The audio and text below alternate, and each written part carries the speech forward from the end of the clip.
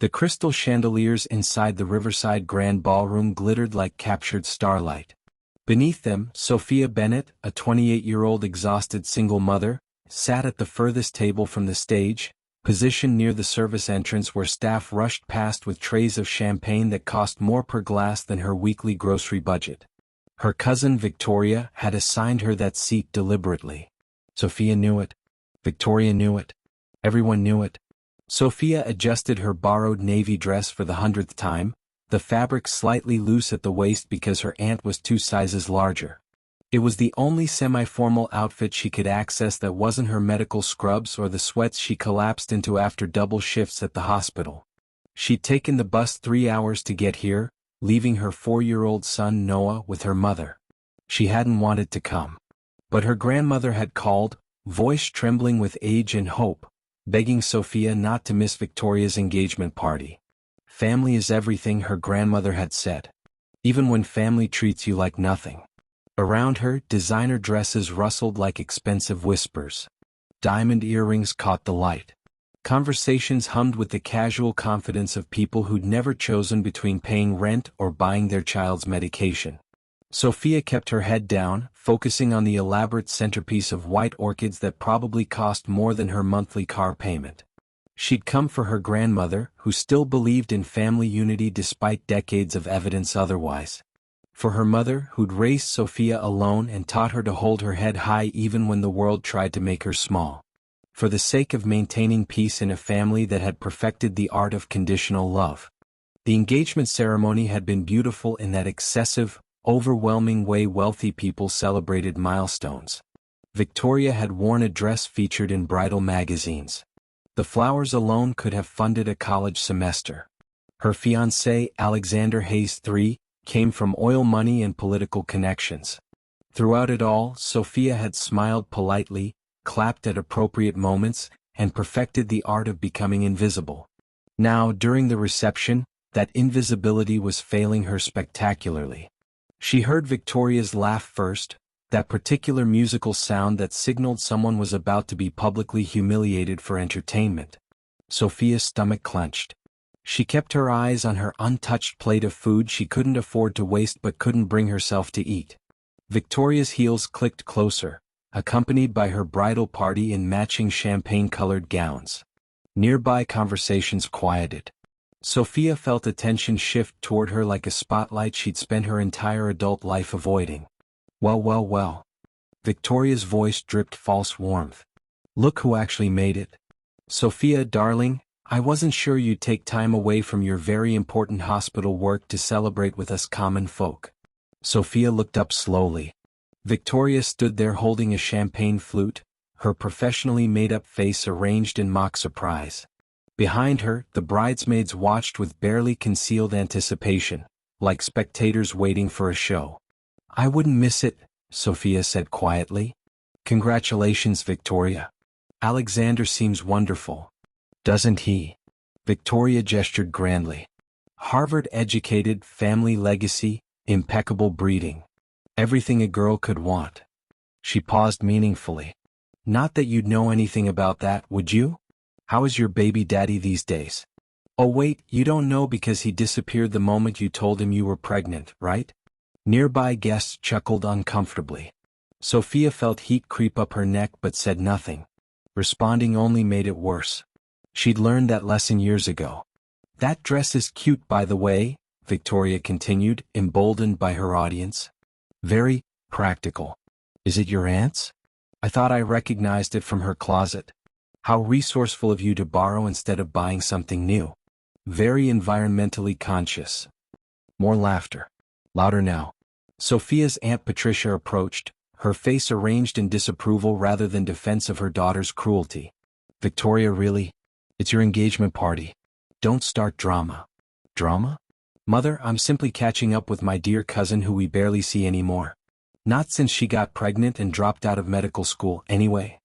Victoria leaned closer, and Sophia caught expensive perfume that probably cost more than her rent. Tell me, Sophia, do you ever regret it? Throwing away your full scholarship, your entire future, for a one-night mistake that left you a single mother living paycheck to paycheck.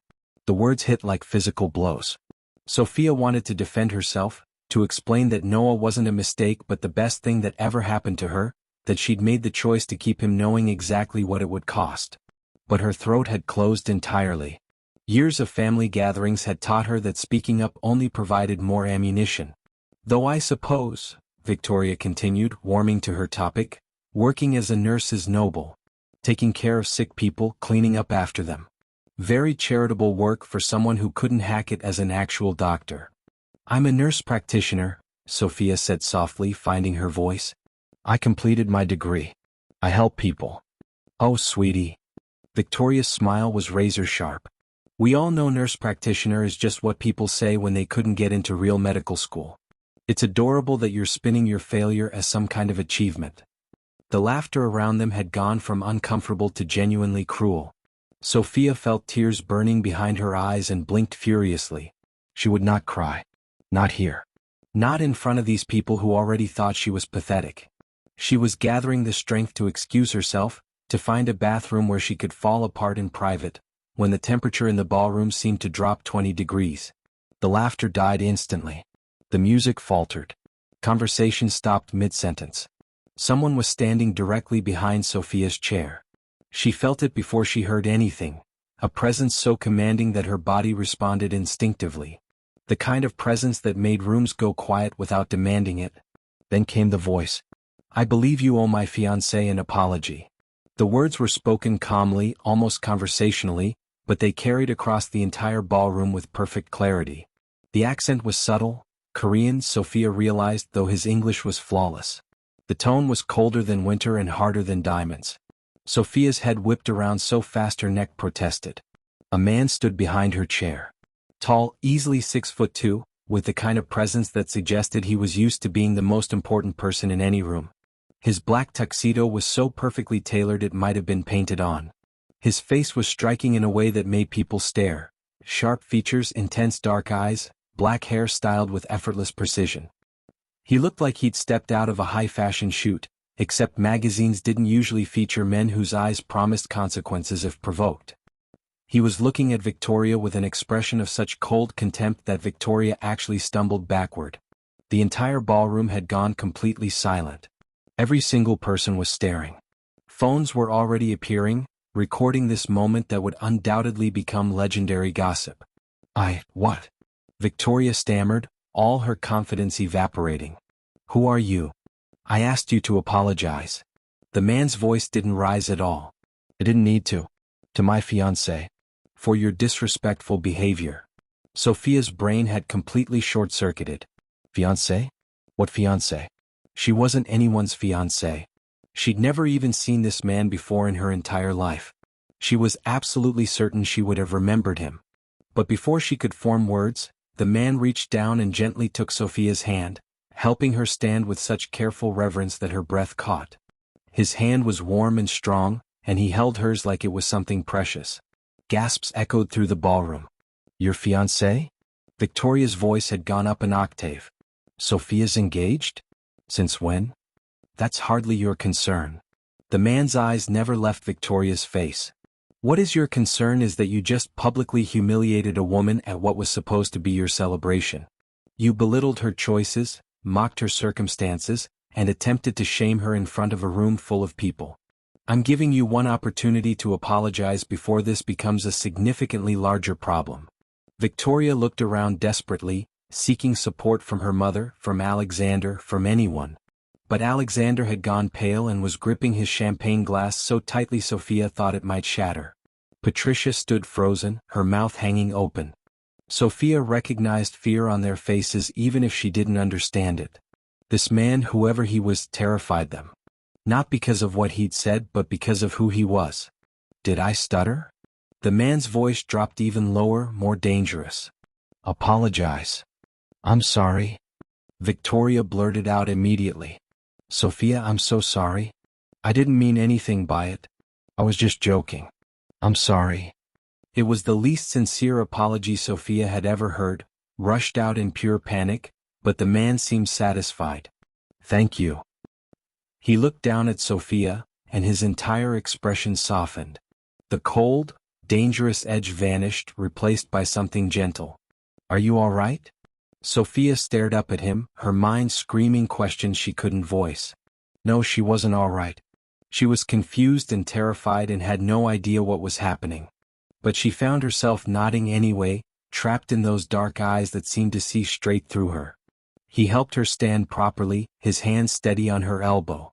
The room was still frozen, everyone watching this surreal scene unfold. Then the man did something that made the situation even more impossible. He turned to address the entire ballroom, his voice carrying easily across the stunned silence. I apologize for interrupting this celebration, but I couldn't stand by and watch my fiancé be mistreated. He paused, and Sophia felt his hand tighten almost imperceptibly on her arm. I'm sure you all understand that family should uplift each other, not tear each other down. He guided Sophia away from the table, and the crowd parted like water before them. She was moving on autopilot, her feet carrying her forward while her brain tried desperately to process what was happening. As they walked past the head table, the man stopped. He looked at Victoria and Alexander with an expression that could have frozen fire. Congratulations on your engagement, he said, somehow making it sound like a threat. I hope you'll remember this evening for all the right reasons. Then he leaned down, his mouth close to Sophia's ear, his voice dropping to a whisper that only she could hear. Play along. Please. I won't let them hurt you again. I promise. Sophia's heart was hammering so hard she could barely breathe. But something in his voice, not the cold command he'd used on Victoria, but this quieter, almost pleading tone, made her trust him. Or maybe she was just in shock. Either way, she didn't pull away. They were almost to the exit when the man stopped again, turning to face the assembled guests one last time. What he said next would change Sophia's entire life. Given the circumstances and the clear family tensions present, I think it's best that this celebration be reconsidered. Perhaps everyone should take some time to reflect on what true family means. He looked directly at Victoria and Alexander. This party is over. Everyone can go home. Chaos erupted instantly. Victoria screamed. Alexander started shouting. Patricia looked like she might faint. Guests began talking all at once, their voices rising in a cacophony of shock and excitement and disbelief. Through it all, the man simply guided Sophia toward the exit with the calm of someone who just commented on the weather rather than destroying a lavish engagement party. They stepped outside into the cool evening air, and Sophia finally found her voice. What the hell just happened? She yanked her arm free, stumbling backward. Who are you? Why did you say you're my fiancé? I've never seen you before in my life. The man's expression remained calm, but she saw something flicker in his eyes. Concern, maybe, or calculation. My name is Minho Kang. And I just saved you from public humiliation at the cost of completely disrupting what was probably a very expensive party. Can we discuss this somewhere more private? I promise I'll explain everything. Explain? You can't just. Sophia couldn't even form coherent sentences. Behind them, she could hear yelling from inside the ballroom. Oh my God. My mother is in there. My grandmother. They're going to think I planned this. They're going to think I brought you to ruin Victoria's party. They won't. Minho's voice was firm. I made it very clear that I acted independently. You were as surprised as everyone else. But why? Sophia felt tears finally spilling over, all the emotion she'd been holding back now pouring out. Why would you do this? I don't know you. I don't understand what's happening. Minho reached into his jacket and pulled out a card, holding it out to her. Tomorrow afternoon. 2 o'clock. There's a cafe called Harmony Grounds on 5th Avenue. Meet me there and I'll explain everything. You deserve answers and I'll give them to you. Sophia took the card automatically, her hands shaking. It was simple, expensive cardstock with just a name and phone number. No company. No title. Nothing that explained who this man was or why he'd just turned her life upside down. I can't tomorrow. I have to work. I have to pick up my son from my mom's. Please. Something in Minho's expression shifted, became almost vulnerable. Give me 1 hour. That's all I'm asking. 1 hour to explain why I did what I did, and then if you want me to disappear from your life, I will. But I think you'll want to hear what I have to say. Behind them, people were starting to spill out of the venue. Sophia could hear her name being called, angry and confused voices rising. I have to go. She backed away, clutching the card. I have to get out of here. My driver will take you wherever you need to go. Minho gestured to a black car that had appeared as if by magic, sleek and expensive and slightly intimidating. I can't, I took the bus. I need to. Please. His voice was gentle now. Let me at least make sure you get home safely. It's the least I can do after causing such chaos. Sophia was exhausted, confused, overwhelmed, and honestly terrified of facing her family's questions and anger. The offer of a quiet car ride home was too tempting to refuse. Okay, she whispered. Okay. Minho opened the car door for her, and Sophia slipped inside the most luxurious vehicle she'd ever been in. The seats were soft leather. The air was cool and smelled faintly of something expensive. Classical music played softly from hidden speakers. Before closing the door, Minho leaned down one more time. Tomorrow at 2. Please come. I'll wait for you. Then he was gone, and the driver was pulling away from the Riverside Grand Ballroom, leaving behind an engagement party that had turned into complete pandemonium. Sophia looked down at the card in her shaking hands. Minho Kang. The name meant nothing to her. But as the driver navigated through the city streets toward her tiny apartment across town, Sophia couldn't shake the feeling that her life had just changed in ways she couldn't begin to understand. The look in Minho's eyes when he'd said he wouldn't let them hurt her again. The way he'd held her hand like it mattered. The cold fury on his face when he'd looked at Victoria. Who was he? Why had he chosen her? And what did he want? She should have been terrified. She should have been planning to throw away his card and forget this entire surreal evening. But instead she found herself thinking that maybe, just maybe, she would go to that cafe tomorrow. Because for the first time in years, someone had stood up for her. Someone had looked at her humiliation and decided to end it, consequences be damned. And Sophia desperately wanted to know why. The driver pulled up outside her apartment building, a modest complex in a working-class neighborhood, and came around to open her door with professional courtesy, as if she'd just been dropped off at a mansion instead of a building with perpetually broken elevators. Have a good evening, miss, he said politely. Sophia mumbled a thank you and climbed the 3 flights of stairs to her apartment, her feet aching. Inside, the apartment was dark and quiet. Noah was with her mother for the night, which was good because Sophia needed time to process what had just happened. She collapsed onto her second-hand couch and stared at the card until the letters started to blur. Her phone buzzed incessantly in her purse. Texts and calls from her mother, her grandmother, various relatives, all demanding to know what had happened, who that man was, how could she ruin Victoria's special day. Sophia turned the phone off without reading any of them. She couldn't deal with that right now. Instead, she sat in the dark and replayed every moment of the evening in her mind. The way Minho had appeared like something out of a movie. The way he'd looked at Victoria with such cold contempt. The way his expression had softened when he looked at Sophia. The way he'd whispered, I won't let them hurt you again, like it was a sacred vow. Sophia fell asleep on the couch still wearing the borrowed dress, clutching the card to her chest, and dreamed of dark eyes and promises she didn't understand. She woke to someone pounding on her door. Disoriented and still in last night's clothes, Sophia stumbled to the door and peered through the peephole. Her mother stood in the hallway holding a sleepy Noah in her arms, her face set in an expression Sophia knew too well. She opened the door. Mom, I can explain. Can you? Her mother, Grace, pushed past Sophia into the apartment, gently setting Noah down. The little boy immediately ran to his toy box, oblivious to the tension. Because I'd love to hear the explanation for what happened last night. The entire family is in an uproar. Victoria is devastated. Your aunt is threatening to never speak to us again. And apparently you're engaged to some mysterious stranger nobody's ever heard of. Sophia closed her eyes and counted to 10. I'm not engaged. I don't even know that man. He just showed up and you went along with it. Grace's voice was sharp. You let him call you his fiancé. You let him destroy Victoria's party. You left with him. Do you have any idea the scandal you've caused? The rumors flying around? Good. The word came out before Sophia could stop it. Let them talk. Let them gossip. I'm tired of being the family punching bag, Mom. I'm tired of showing up to events just so Victoria can humiliate me for everyone's entertainment. Grace's expression softened slightly. I know Victoria can be difficult. But she's family.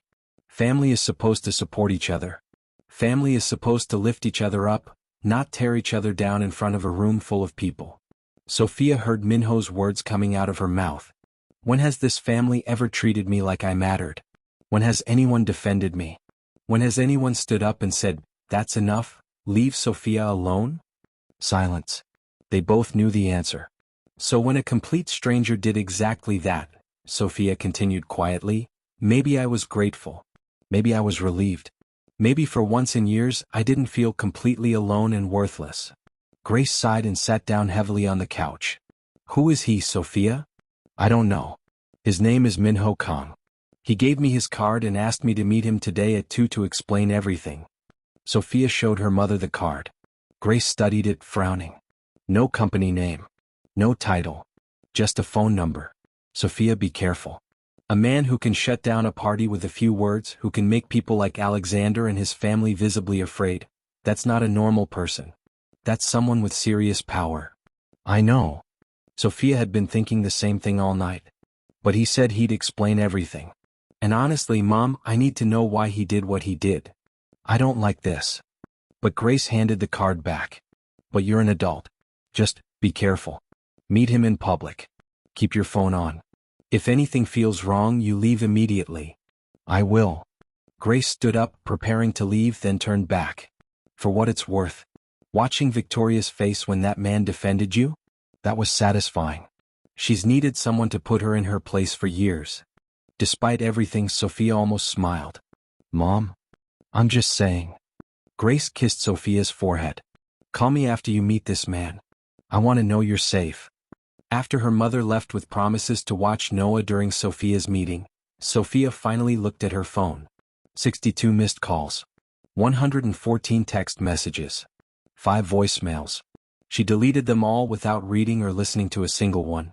Instead, she showered, changed into jeans and a simple sweater, and spent the morning with Noah. Her son was 4 years old, brilliant and beautiful, and the absolute center of Sophia's universe.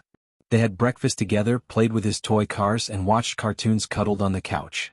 At 1:30, Grace returned to watch Noah, and Sophia caught the bus toward Fifth Avenue. Harmony Grounds was a small, upscale cafe in a neighborhood Sophia rarely visited because everything cost twice what she could afford. She pushed through the door at exactly 2 o'clock and spotted Minho immediately. He sat at a corner table, somehow managing to look both completely relaxed and intensely alert. He wore dark jeans and a simple black sweater, less formal than last night but somehow even more striking. When he saw her, he stood immediately, that same gentle expression from the previous night crossing his face. You came. He sounded genuinely relieved. Thank you. Please sit. Can I get you something? Coffee? Tea? Answers. Sophia sat down across from him, her heart pounding. I want answers. Starting with who you are and why you did what you did last night. Minho studied her for a long moment, then nodded slowly. Fair enough. But this is going to take more than a few minutes, and some of what I'm about to tell you might be difficult to hear. So please, let me at least buy you a coffee while we talk. Sophia agreed, and Minho returned a few minutes later with a latte for her and an Americano for himself. He'd somehow known to add hazelnut, her favorite. I'm going to be completely honest with you, he began, wrapping his hands around his cup. Because you deserve the truth and because I don't want there to be any lies between us. My name is Minho Kang. I'm 35 years old. I was born in Seoul but moved to the States when I was 18. And I run an organization called the Biko Syndicate. Sophia stared at him. A syndicate? Yes. Like, a criminal syndicate. That's not a word I would use, but yes, that's essentially what most people would call it. Minho's expression didn't change. We operate in various business sectors. Import-export, real estate, financial consulting, security services. Some of our activities are completely legal. Some exist in gray areas. A few cross lines that the law has drawn. Sophia should have stood up right then. Should have walked out and never looked back. But something kept her in her seat. Why are you telling me this? Because I want you to understand exactly who I am before I explain what happened last night. Minho leaned forward slightly. The Biko Syndicate has been around for over 25 years. We're not the largest organization of our type, but we're one of the most respected. We don't deal in drugs. We don't traffic people. We don't prey on the vulnerable. We have rules, codes, lines we don't cross. That's supposed to make me feel better about you being a criminal? No. His voice was soft. Nothing I say is meant to justify what I do or who I am. I'm simply giving you the context you need to understand why I was at that party last night. Sophia wrapped her hands around her latte, needing something to hold on to. Okay. So why were you there? Alexander Hayes. His family has been trying to expand into territory that intersects with our interests. Specifically, they've been making deals with a group called the Warang Circle. Minho paused. You don't need to know the details, but the Warang Circle is, let's say they're competitors of mine and they don't share our ethical standards. The deal the Hayes family made would give the Warang Circle significant leverage in areas we've worked to keep stable. So you were at the party to, what? Spy on them? To gather information. To observe. To make sure I understood exactly what the Hayes family was planning. Minho's expression darkened slightly. I needed to take Alexander's measure, understand what kind of man he was, whether he knew what he was getting his family into. And I discovered he's exactly the kind of man I expected. Entitled, arrogant, willing to make deals with dangerous people if it benefits him. Minho met Sophia's eyes. I was planning to leave after observing for a while, taking what I'd learned and figuring out my next move. But then I saw you. Sophia's breath caught. What do you mean? You were sitting alone at a table near the service entrance. You looked uncomfortable in your dress. You kept adjusting it like it didn't quite fit right. You barely touched your food. You looked like you were trying to disappear. Minho's voice had gone quiet. And then your cousin approached you. You heard what she said. Every word. Anger flashed across his face. I watched her humiliate you in front of a room full of people. Watched them laugh. Watched you shrink into yourself, trying to become invisible. And I recognized something in you. What? The look of someone who's been fighting alone for so long they've forgotten they deserve better. Minho's eyes were intense now, holding hers. Someone who's been hurt so many times they just accept cruelty as normal. Someone who deserves protection but has stopped believing it exists. Sophia felt tears building behind her eyes. You don't know anything about me. I know that look.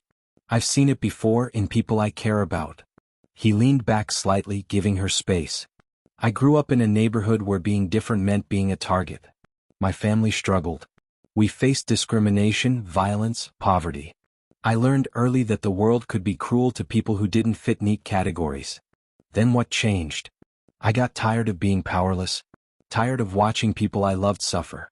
So I learned to fight back and I discovered I was good at it. Eventually, I found people who valued those skills and I built something from nothing. Minho's expression was complicated now, equal parts pride and regret. But I never forgot what it felt like to be the person everyone thought they could hurt without consequences. Sophia processed this, trying to reconcile the powerful man in front of her with the picture he'd just painted. So when you saw Victoria humiliating me, you what? Felt sorry for me? No. Minho's response was immediate and firm. I felt angry. Furious actually. Because I have the power to stop that kind of cruelty now, and I refuse to stand by and watch it happen. Pity would be walking away and feeling bad. What I felt was the need to end it. He said it so matter-of-factly, like ending people's cruelty was just a normal part of his day. And maybe for him it was. So you decided to pretend to be my fiancé and ruin Victoria's party. Sophia tried to wrap her head around it. That was your solution. In the moment, yes. I saw an opportunity to accomplish two things at once. Put Victoria in her place and create leverage against the Hayes family. Minho held up a hand before Sophia could interrupt. I know how that sounds. I know it seems like I used you. And in a way I did. I'm not going to lie about that. Then why should I believe anything you're saying? If you admit you used me? Because I'm also being honest about my motivations. He leaned forward again, his voice intense. Yes, claiming you were my fiancé gave me leverage against Alexander. It created uncertainty, made his family worried, put them off balance. But Sophia, I need you to understand something. I could have created that leverage in 100 different ways that didn't involve you at all. I chose to do it the way I did because it meant I could protect you at the same time. Sophia wanted to believe him. She desperately wanted to believe that someone had actually defended her without any ulterior motive. But it didn't make complete sense. Why would you risk exposing yourself like that? If you're this criminal leader, wouldn't it be smarter to stay hidden? Usually yes. Last night was not my smartest move strategically. A slight smile crossed Minho's face. But I have a weakness for people who remind me of those I've failed to protect in the past. It's gotten me in trouble before. So what happens now? You told me to play along and I did. But we're not engaged.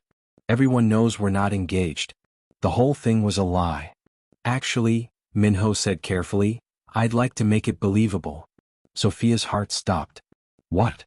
Not a real engagement, he clarified quickly. But a believable relationship.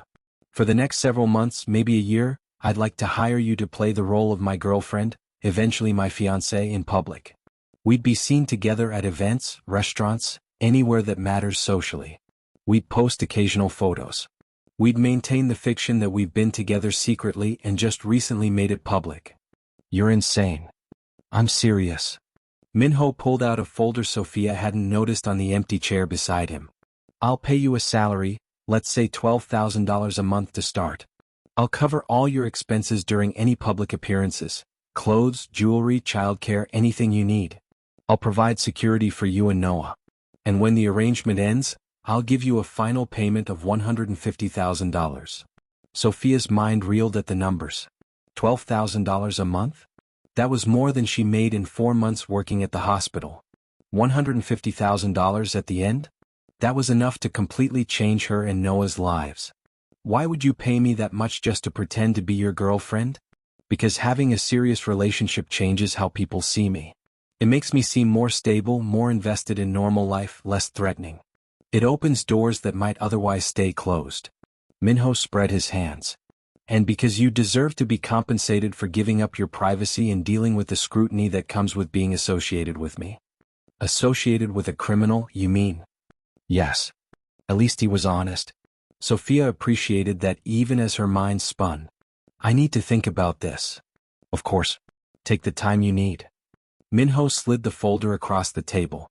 Everything's in writing here, the salary, the terms, the timeline. Read it over. Show it to a lawyer if you want. I'm not trying to trap you. Sophia took the folder with shaking hands. What if I say no? Then I disappear from your life and you never hear from me again. Last night becomes a strange story you tell at dinner parties. Nothing changes for you. Minho's expression became serious. But Sophia, I need to be honest about something else. What? Victoria and Alexander are not going to let last night go. Alexander is furious that I embarrassed him. Victoria is humiliated and looking for someone to blame. They're going to retaliate and you're the easiest target. Cold dread settled in Sophia's stomach. What do you mean retaliate? I mean they'll make your life difficult. Your landlord might suddenly find reasons to evict you. Your employer might cut your hours or let you go for fabricated reasons. Your car might develop mysterious problems. Nothing illegal, nothing they can be directly connected to, but a pattern of unfortunate circumstances. You can't know that for sure. I can. Minho's voice was grim.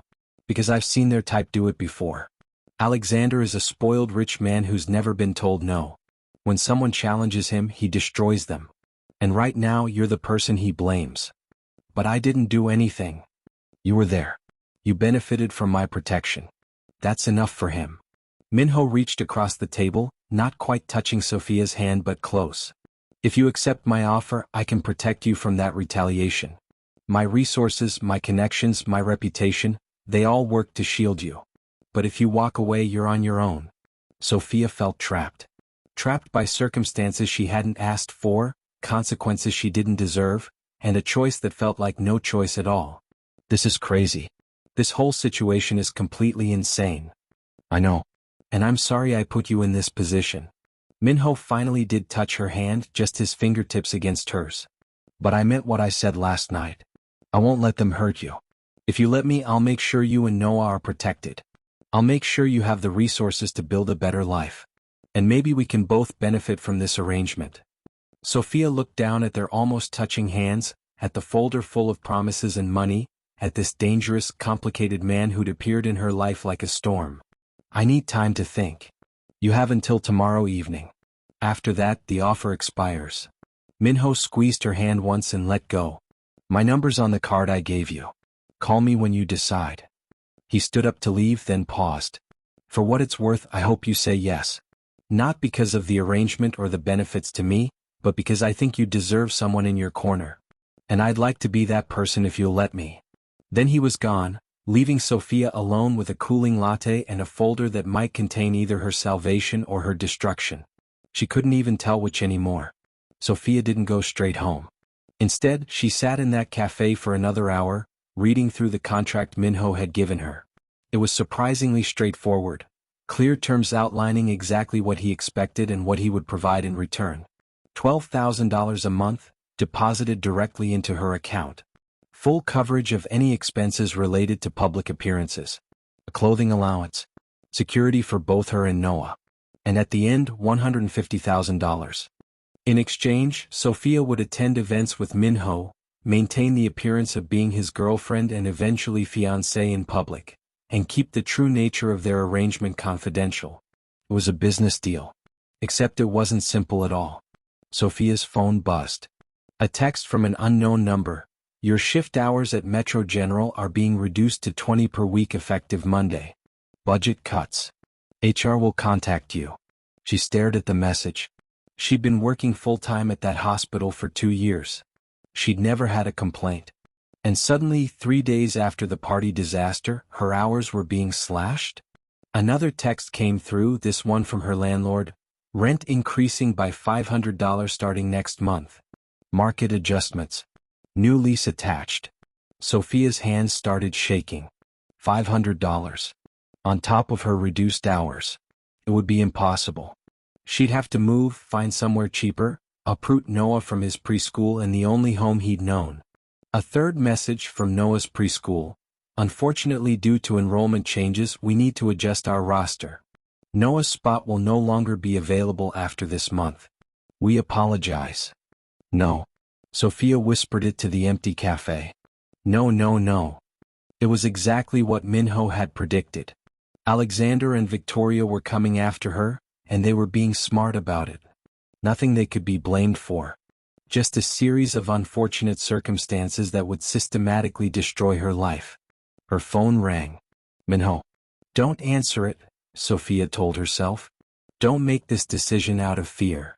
But her finger was already hitting the accept button. You've been busy, she said without preamble. Checking up on me?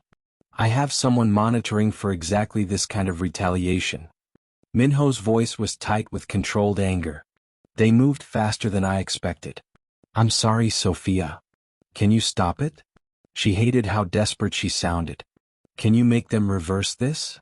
Yes. If you accept my offer, I can have all of this undone by tomorrow morning. Your hours restored, your rent normal, Noah's spot secure. He paused. But you need to decide now. Sophia closed her eyes. She told herself she'd take time to think, weigh her options carefully. But she didn't have time. She didn't have options. She had a 4-year-old son depending on her and enemies she hadn't known existed until yesterday. If I do this, she said slowly, I need promises. Real ones. Name them. Noah stays out of this as much as possible. I don't care what we have to do in public, but my son doesn't become a target. He gets to have a normal life. Agreed. I'll provide security, but it will be discreet. He won't even know it's there. I need to be able to walk away if things get dangerous. If being associated with you puts me or Noah at risk. Then you leave immediately, with the full $150,000 regardless of how long the arrangement lasted. Your safety and Noah's safety are non-negotiable. Sophia opened her eyes, staring at the contract. Why are you really doing this? There's something else. Silence on the other end. Then Minho sighed. When I was young, I watched my mother be systematically destroyed by people with power. They humiliated her, sabotaged her work, made her life hell because she refused to back down from what was right. I was too young, too powerless to stop it. She never recovered from what they did to her. His voice was raw with old pain. When I saw Victoria doing the same thing to you, when I saw that you were about to face retaliation you didn't deserve, I saw my mother. And I couldn't walk away. Sophia felt tears sliding down her cheeks. I'm not your mother. You don't owe me protection because of her. I know. But maybe I'm offering it because I wish someone had protected her. Because I wish someone had stepped in before the damage became permanent. Minho's voice softened. You don't have to accept, Sophia. But I'm offering honestly, with no hidden agenda beyond wanting to help you while also benefiting my position. That's the truth. Sophia made her decision. Okay. I'll do it. I'll be your fake girlfriend. Thank you. The relief in Minho's voice was palpable. I'll have everything arranged immediately. By tomorrow morning, all of this will be resolved. Minho. Yes. If you betray me, if you hurt Noah, if this turns out to be something other than what you're promising, I will find a way to destroy you. I don't know how, but I will make you regret ever involving me in your life. A surprised laugh came through the phone. Good. Hold on to that fire. You're going to need it. That evening, the first deposit appeared in Sophia's account. $12,000. Real money that could solve real problems. By the next morning, her hospital hours were mysteriously restored with an apology about a system error. Her landlord sent a new lease with the original rent. Noah's preschool called to say they'd found a way to keep him enrolled after all. Minho had kept his promises already. Now Sophia just had to figure out how to keep hers without losing herself in the process. Because she'd just agreed to let a Korean crime boss insert himself into every aspect of her life. And part of her, a part she didn't want to examine too closely, was excited about it. For the first time in years, something interesting was happening. Something dangerous and thrilling and completely outside her careful, controlled existence. Maybe that made her reckless. But as Sophia held Noah that night, reading him stories and tucking him into bed, she couldn't bring herself to regret the choice. Tomorrow her life as Minho Kang's girlfriend would begin. She just hoped they both survived it.